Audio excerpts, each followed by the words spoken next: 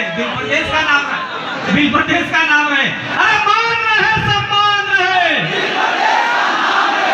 मान रहे सब मान रहे। आवाज कम हो गई। हम चाहते हैं ये आवाज जयपुर पहुंचे, ये आवाज भोपाल पहुंचे, ये आवाज गांधीनगर पहुंचे और यही आवाज बॉम्बे पहुंचे, ताकि 4 राज्यों की सरकार 3 मिला जाए।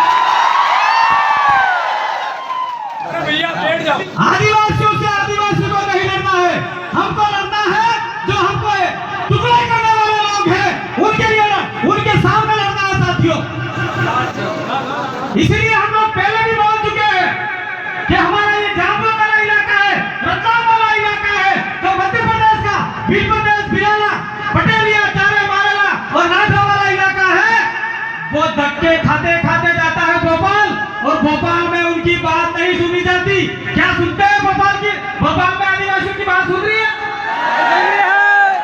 तो उसके लिए हमें बिल प्रदेश की मांग करनी पड़ेगी, नहीं करनी पड़ेगी? ये हो गया मध्य प्रदेश का मामला। दूसरा राजस्थान का मामला आता है। ये हमारे 4-5 जिले हैं, वो धक्के खाते हुए जयपुर जाते हैं और जयपुर में कोई मुद्दे तक नहीं देता हमको। रहने का तो छोड़ो, वहां खड़े नहीं रहना चाहता। इसलिए हम लोग राजस्थान के इलाके को लेकर भी बिल प्रदेश की मांग करना चाह रहे हैं। इसलिए ये आवाज जयपुर की विधानसभा में भी जानी चाहिए, भी जानी चाहिए। और ये हमारा इलाका, पड़ोसी इलाका, गुजरात का इलाका, जो आपका दाहोद, पंचमहल, अरावली, छोटाउदेपुर है, ये लास्ट आपका महाराष्ट्र तक सटा हुआ इलाका, वो लोग धक्के खाते हुए गांधीनगर जाते हैं और गांधीनगर में भी आदिवासियों की आवाज नहीं सुनी जा रही है। इसलिए हमें बिल प्रदेश की मांग करनी पड़ेगी, इतनी करनी पड़ेगी। थोड़ा सा कुछ महाराष्ट्र का इलाका था हमारा, जिनके लिए वो बॉम्बे जाना पड़ता है। बॉम्बे में कोई जगह नहीं है, पूरा बॉम्बे बिलों के जमीन पे बसा हुआ है, फिर भी बिलों के लिए वहां कोई जगह नहीं है। इसलिए महाराष्ट्र में भी हमारी आवाज जानी चाहिए, बॉम्बे की विधानसभा में।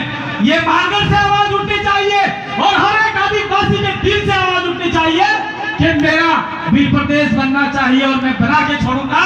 ये कसम आज आप यहाँ से खा के जाओ। ये हमारे हजारों पुरखे शहीद हुए हैं,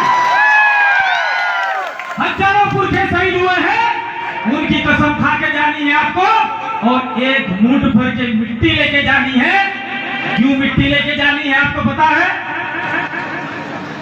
इसलिए मिट्टी लेके जाना है कि शायद 3 तारीख को कोई विदेशी लोग आए थे यहाँ।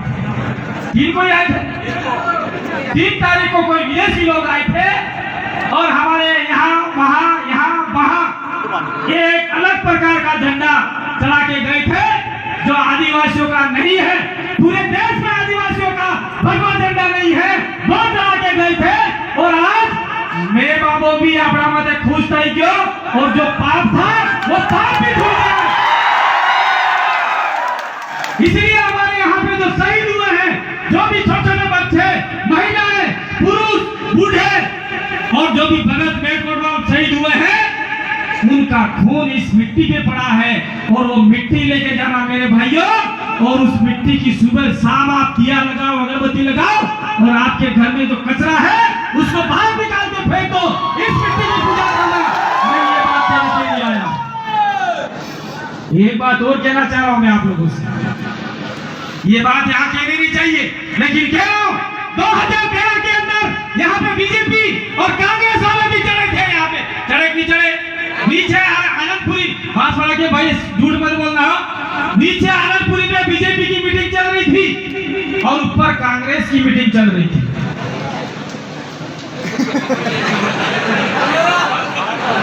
यूं खिलौने भाई हो, ये मानगढ़ धाम है, वो नहीं हो। तो नीचे बीजेपी की मीटिंग चल रही थी, ऊपर कांग्रेस की मीटिंग चल रही थी और दोनों पार्टी वालों ने कहा था अगर हम सत्ता में आएंगे तो आपके लिए एक नया प्रदेश बनाएंगे। कहा था कि नहीं कहा था? आपको पता नहीं हो तो मैं कल अपनी फेसबुक वॉल से पूरा अखबार बड़ा पड़ा है वो वायरल करूंगा, आप देख लेना। और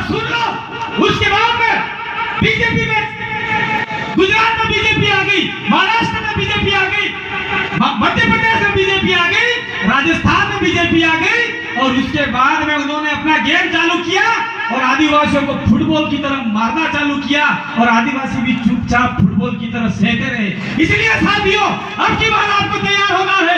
2022 का गुजरात का चुनाव आ रहा है, उसमें आप लोगों को बता देना है, जो भी स्टाफ पे लिख के देगा कि हम आपका बिल प्रदेश बनाएंगे और विधानसभा में प्रस्ताव पारित करके केंद्र सरकार को देंगे, ऐसे को अंदर आने देना। बाकी आप लोगों को क्या करना है मैं बोल दूं यहाँ पे खुला, बोल दो। आगे से भी और पीछे से भी जूते मारना चालू करो। दूसरा, हमारे पहले ये जो मध्य प्रदेश के साथी है उनका चुनाव आने वाला है। मध्य प्रदेश के सरकार ने अभी दोगला नीति करके जो भी सरकार चल रही थी हमारा उससे कोई लेना देना नहीं है, लेकिन मध्य प्रदेश में भी हमारे से पहले चुनाव आने वाले हैं। तो साथियों, आप लोगों को मैं कहना चाह रहा हूं, यह आदिवासी इलाका है, 5वीं अनुसूची का इलाका है। उस इलाके में वो दोनों हाथड़ी और फुलड़ी नजर नहीं आना चाहिए। अगर देते हो प्रस्ताव में लिखवाओ कि भैया हम भोपाल के अंदर प्रस्ताव पारित करेंगे और भी प्रदेश बनाने का हम लोग कैबिनेट साइन करेगा और केंद्र सरकार को देगा। अगर ऐसा करते हैं तो हम सोच सकते हैं। इसके बाद में हमारा ये राजस्थान का इलाका है, उसका चुनाव आने वाला है। हम लोगों ने तो पहले से ही उनको बना दिया है। अब आज के बाद में वो हमारे 4-5 जिलों में आने वाले भी नहीं है। ये पावर हमारा है। दूसरा, उसके बाद में कोई साथी महाराष्ट्र से आए हैं, तो महाराष्ट्र में भी यही करना है। तो आपके लिए ये 2-3 साल सुनहरे साल आने वाले हैं।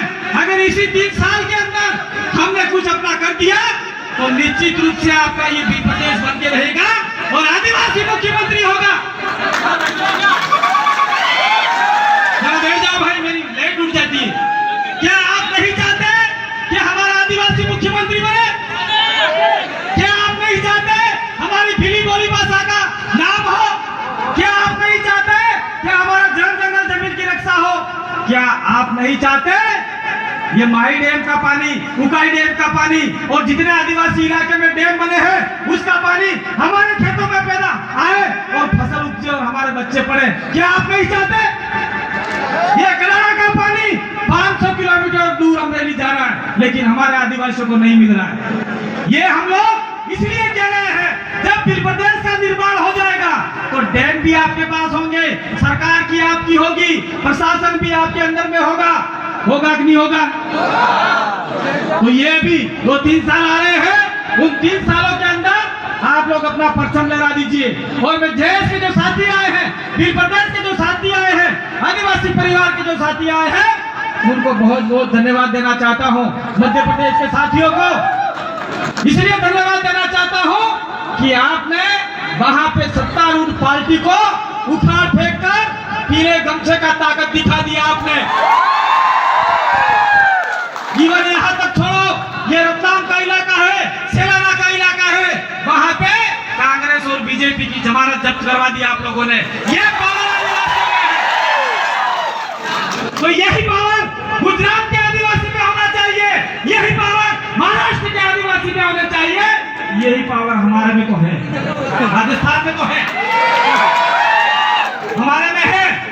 इसलिए साथियों, हम लोग यहाँ पे कोई राजनीतिक भाषण देने नहीं आए हैं, ये सामाजिक भाषण है। और मैं एक बात और कह के जाना चाह रहा हूँ, हमने फेसबुक पर लाइव होकर बताया था कि इस मानगढ़ की धरती पर न तो आपका भगवा चलेगा, न किसी पार्टी का झंडा चलेगा। बोला था कि बोला था? फिर भी कुछ नालायक ही बोलूंगा मैं इनको, कुछ नालायक गधे किस्म के लोग, गुलाब किस्म के लोग पार्टियों का झंडा लेके ऊपर चढ़ गए, चाहे वो किसी भी पार्टी का हो। मानगढ़ के ऊपर सामाजिक कार्यक्रम हो, उस समय किसी पार्टी का झंडा हमको स्वीकार नहीं है, चाहे कोई भी हो। यहाँ पे आके बोल सकता है और वो भी बिल प्रदेश और आदिवासियों के बारे में बोलेगा तो यहाँ पे मंच मिलेगा, नहीं तो पधारो भाई तुम्हारे बटे होना प्रताप हो, यहाँ जरूर नहीं है। इसलिए मैं कहना चाह रहा हूँ साथियों, समय थोड़ा अभाव है, मैं इसलिए आप लोगों को कहना चाह रहा हूँ, यहाँ से मिट्टी लेके जाना, उसकी पूजा करना और हर दिन ये करना मुझे भी प्रदेश बनाना है, मुझे भी प्रदेश बनाना है, मुझे भी प्रदेश बनाना है, मुझे भी प्रदेश बनाना है, यही माला जपना, ये मत जपना कोई। और मैं एक संदेश और देना चाहता हूँ इस मानगढ़ की पावन धरा से, जहाँ पे हजारों यानी ये लोग कहते हैं बहुत कम आदिवासी मरे। मैं कहना चाह रहा हूँ गवर्नर महाराष्ट्र के, गुजरात, मध्य प्रदेश, राजस्थान और महाराष्ट्र इलाके के 1,84,000 मेड़ कोटवाल थे, यानी उसके अगुवाई थे। तो इस धरती पर मात्र 1500 आदिवासी चले थे क्या? जब यहाँ घना जंगल होगा, बहुत सारे आदिवासी जंगल में गोली खाकर मर गए, बहुत सारे आदिवासी घरों में जाके मर गए, इलाज नहीं करवाया, जैसे काकरी डुंगरी में हुआ भी हमारा। काकरी डुंगरी में बहुत सारे आदिवासियों को गोली लगी, आज भी वो लोग इलाज करवा रहे हैं और वो लोग तालियां बजा रहे हैं। जो मारने वाले लोग हैं वो ही तालियां बजा रहे हैं, जो मारने वाले लोग थे वो ही यहाँ पे आके भगवा चढ़ा रहे हैं। इसलिए साथियों मैं कहना चाह रहा हूँ, ये कटु सत्य है, वो आपको मानना पड़ेगा। यहाँ आदिवासी के अलावा कौन चला था? कोई नहीं चला। और वो लोग आज झंडा फहरा रहे, या पटेल भी आ रहे हैं, या वो भी आ रहे हैं, कोई बात नहीं है, आप आइए। लेकिन यहाँ जो आदिवासी का झंडा है, सफेद झंडा है, लाल झंडा है और ये ग्रीन झंडा है, उसको चढ़ाने की औकात हो तो मानगढ़ पे चढ़ना, वरना करना मत। ये आपको भी बोलना पड़ेगा। मैं बाकी के भाषण तो होते रहेंगे, व्यवस्थाएं होती रहेगी। मैंने जो कहा वो बात आप दिल में, दिमाग में लेके जाना। मैं राष्ट्र के लिए एक संदेश देना चाह रहा था।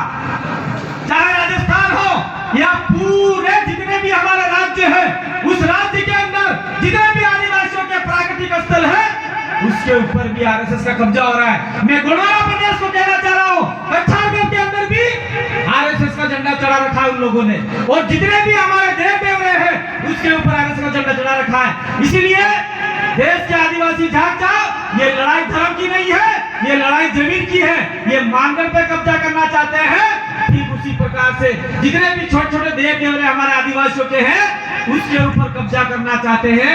इसलिए ये लड़ाई जमीन की है, हमारी जमीन बचानी है। जमीन बचेगी तो हमारी बोली भाषा बचेगी, और हमारी बोली भाषा बचेगी तो हमारा जो रिजर्वेशन बचेगा, हमारा रिजर्वेशन बचेगा तो हमारे जन जन जमीन बचेगी और हमारा अस्तित्व बचेगा। ये अस्तित्व की लड़ाई है, कोई धर्म की लड़ाई नहीं है। धर्म तो खून मांगता है, धर्म रक्त बहाता है, आदिवासी शांति चाहता है। तो समझ ज्यादा हो रहा है, आप सभी आए उसके लिए बहुत बहुत धन्यवाद। मैंने एक ही कहा है, एक मिट्टी लेके जाना। लास्ट में अपनी बात को बंद करने से पहले एक नारा बुलवाना चाहता हूँ, वही मान रहे सम्मान रहे। मोटे सिंगराज मांगो नहीं हमने, मान रहे सम्मान रहे, मान रहे सम्मान रहे। वो अशोक गहलोत नहीं सुनेगा। मान रहे सम्मान रहे, मान रहे सम्मान रहे। वो कौन है गुजरात के भाई मुख्यमंत्री? खबर है, वो नहीं सुनेगा गुजरात वाला, और महाराष्ट्र वाला भी नहीं सुनेगा। एक बार और दिल्ली तक जाना है, मोदी को सुनाना है। मान रहे सम्मान रहे। बहुत बहुत धन्यवाद, आभार, जोहार, जय आदिवासी, जय बल प्रदेश, जय संत सुरमाल और हमारे जय गवर्नर महाराज, जय बिरसा मुंडा, जय टंटिया भी। शांति भाई आदिवासी